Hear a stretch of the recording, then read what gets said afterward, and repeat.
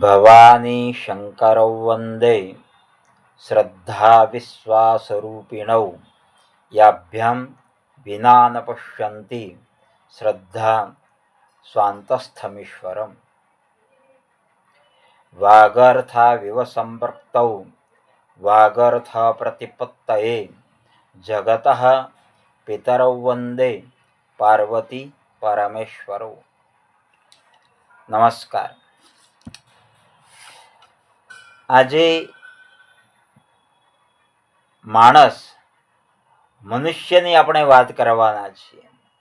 માણસની બુદ્ધિ, માણસનું વ્યક્તિત્વ, માણસની વિચાર શૈલી કેવી હોવી જોઈએ. આપણે ગયા જન્મમાં ઘણા બધા પુણ્ય કર્મ કર્યા છે, ત્યારે આપણને મનુષ્ય દેહ મળ્યો છે.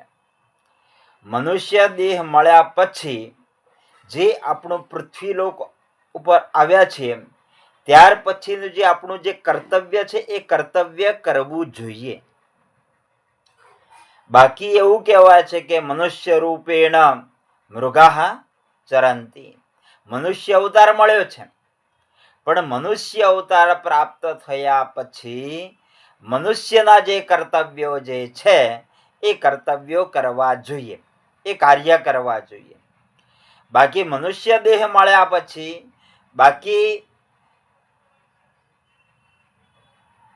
જન્મ થયો, મૃત્યુ થયું અને વચ્ચેનો જે સમયગાળો જે છે એ સમયગાળા દરમિયાન આપણે જીવનમાં કાંઈ કરી શક્યા નથી. એટલા માટે જ કહ્યું છે કે મનુષ્ય રૂપેણ મૃગા ચરંતી. એષામ ન વિદ્યા ન તપો ન દાનમ જ્ઞાનમ ન શીલમ ન ગુણો ન ધર્મ તે મૃત્યુલોકે ભુવિભાર રૂપા મનુષ્ય રૂપેણ મૃગા ચરંતી. આ જે શ્લોક છે એમાં સમર્થન આપ્યું છે. પૃથ્વીલોક ઉપર આપણા બધાનો જન્મ છે, તો આપણું કર્તવ્ય શું? સૌથી જો બુદ્ધિશાળી પ્રાણી હોય તો એ મનુષ્ય છે. મનુષ્ય વિચારશીલ પ્રાણી છે, સતત ચિંતનશીલ પ્રાણી છે. પણ આ પૃથ્વીલોક ઉપર આવ્યા બાદ આપણે કયા કયા કર્મો કર્યા છે, પણ મૃત્યુ તો આવવાનું જ છે. આજે જન્મ મૃત્યુ જરા વ્યાધિ પીડિતમ કર્મ બંધનૈ. જન્મ થાય બાળકનો, ત્યારબાદ મોટો થાય, વૃદ્ધ થાય અને મૃત્યુ છે. આ જે પ્રક્રિયા તો સતત ચાલતી પ્રક્રિયા છે, પણ એ સમય દરમિયાન મનુષ્યએ કયા કાર્યો કર્યા અથવા કયા કાર્યો કરવા જોઈએ અને કયા કાર્યો ન કરવા જોઈએ તે છતાં પણ એ મનુષ્યએ કર્યા છે. બરાબર. ગહના કર્મણો ગતિ, કર્મની ગતિ ગહન છે.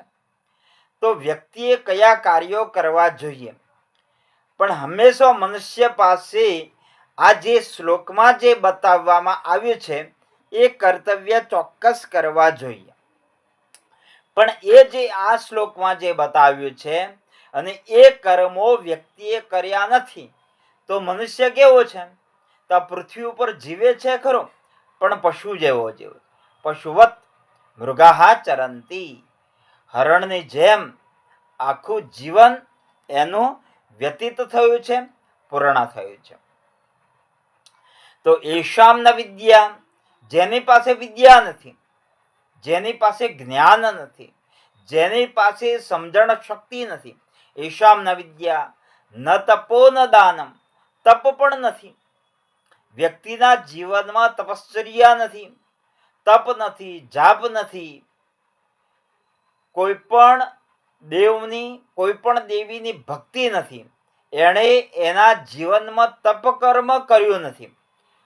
ઋષિમુનિઓને આપણે જો યાદ કરીએ તો એમના તપ દ્વારા ખૂબ જ ઉર્ધ્વ ગતિ પામેલા છે, ખૂબ જ આગળ છે.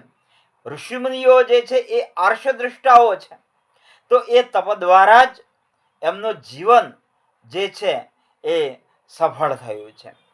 ગુણાહ પૂજા સ્થાનમ ગુણેશુ ન ચ લિંગમ ન ચ વયઃ. વ્યક્તિ એના ગુણોથી મહાન બને છે. પણ જો તપકર્મ કર્યું હોય, તપશ્ચર્યા કરી હોય, કોઈ પણ દેવની આરાધના કરી હોય, દેવીની આરાધના કરી હોય, તો વ્યક્તિ એ આગળ જઈ શકે છે. પણ તપ પણ નથી કર્યું, એશામ ન વિદ્યા ન તપો ન દાનમ, દાન પણ નથી કર્યું. વ્યક્તિ પાસે સંપત્તિ હોય, પણ શાસ્ત્ર એવું કહે છે, ઋષિમુનિઓ પણ અથવા જે સંતો મહાત્માઓ પણ આપણને જણાવે છે કે જે આપણે ધન કમાઈએ છીએ એમાંથી 10મો ભાગ આપણે દાન કર્મ કરવું જોઈએ. દાનવીર કર્ણ પાસે જ્યાં સુધી કવચ અને કુંડળ હતા ત્યાં સુધી કર્ણનો વિજય નિશ્ચિત હતો, બધાને ખબર છે. પણ એની પાસે અંતમાં કવચ અને કુંડળ હતા, એ પણ બ્રાહ્મણ ભિક્ષાની યાચના કરવા માટે આવ્યો છે ત્યારે પણ એ પોતે પણ કવચ અને કુંડળ દાનમાં આપી દે છે. એટલે દાનવીર કર્ણ. તો આપણે કર્ણ જેવા દાનવીર થવું નથી, પણ આપણી પાસે જે કોઈ ધન છે, જે કોઈ સંપત્તિ છે, એમાંથી આપણે બીજા કોઈને મદદરૂપ થવું જોઈએ. આપણી પાસે 100 રૂપિયા છે તો કોઈને આપણે 5 રૂપિયાની પણ મદદ કરી શકીએ, 10 રૂપિયાની પણ મદદ કરી શકીએ. પણ જો પરમાત્માએ આપણને એના કરતાં વધારે ધન આપ્યું છે, વધારે સંપત્તિ આપી છે, તો આપણે દાન કર્મ કરવું જોઈએ. જો પણ દાન પણ નથી કરી શકતા, ન તપો ન દાનમ જ્ઞાનમ ન શીલમ, જ્ઞાન પણ નથી, ચારિત્ર્ય પણ નથી. બરાબર, વ્યક્તિ મોટો થાય ખરો, પણ ચારિત્ર્યહીન હોય, એના જીવનમાં કલંક લાગેલું હોય, પણ ચારિત્ર્ય પણ સારું નથી, પણ જ્ઞાન નથી, ચારિત્ર્ય નથી, ન શીલમ ન ગુણો ન ધર્મ, ધર્મ પણ નથી. તો એવા માણસો કેવા છે? આ મૃત્યુલોક, આ મૃત્યુલોક જ છે. આપણે પૃથ્વી ઉપર છીએ ખરા, પણ આ મૃત્યુલોક જ છે. આ સંસારમાં કોઈ પણ વ્યક્તિ સુખી નથી. તમે જુઓ, દરેક વ્યક્તિઓને કોઈક ને કોઈક પ્રકારનો દુઃખ છે. સંતાનનો દુઃખ હોય, વધારે સંપત્તિ હોય તો બીજી કોઈ સમસ્યાઓ ઊભી થાય છે. તો એ સમસ્યાઓમાંથી દૂર થવા માટે વ્યક્તિએ સારું જીવન વ્યતીત થાય, સારું જીવન જાય, એટલા માટે શાસ્ત્રમાં બતાવેલા આ જે બધા નિયમો છે એ નિયમોનું પાલન કરવું જોઈએ. ન તપો ન દાનમ જ્ઞાનમ ન શીલમ ન ગુણો ન ધર્મ તે મૃત્યુલોકે ભૂવિભાર રૂપા. તો એવા મનુષ્ય કેવા છે કે દાન નથી કરતા, તપ નથી કરતા, એની પાસે જ્ઞાન નથી. નહીં જ્ઞાનેન સદૃશમ પવિત્રમ ઇહ વિદ્યતે, જ્ઞાન સમાન કોઈ પવિત્ર વસ્તુ નથી. વિદ્યા વિનયથી શોભે છે. વિદ્યા દદાતિ વિનયમ વિનયાદ્યાતિ પાત્રતા. વિદ્યા વિનયથી શોભે છે. એટલે જ્ઞાન નથી, વિદ્યા નથી, તો એવા મનુષ્ય પૃથ્વી લોક ઉપર કેવા છે? તો મૃગાહા ચરંતી, જેમ પશુ, જેમ હરણ આ પૃથ્વી લોક ઉપર ફરે છે, એમ એ વ્યક્તિનું જીવન પણ આ પૃથ્વી લોક ઉપર વ્યતીત થાય છે, પૂર્ણ થાય છે. અર્થાત જ્યારે બાળકનો જન્મ થાય, યુવાન થાય, વૃદ્ધ થાય, મૃત્યુ થાય, એટલે જન્મથી લઈને મૃત્યુ સુધી વચ્ચેનો જે સમયગાળો છે એ સમયગાળામાં દરેક વ્યક્તિએ આ જે શ્લોકમાં જે બતાવેલા જે ગુણો છે એ ગુણો પ્રાપ્ત કરવા જોઈએ. જો વ્યક્તિ એ ગુણો પ્રાપ્ત કરતી નથી તો આ પૃથ્વી લોક ઉપર આવ્યા બાદ એનો સમય એમનેમ વ્યતીત થાય છે. સંતોને બધા વ્યક્તિઓ યાદ કરે છે. મહાપુરુષોને વ્યક્તિઓ યાદ કરે છે.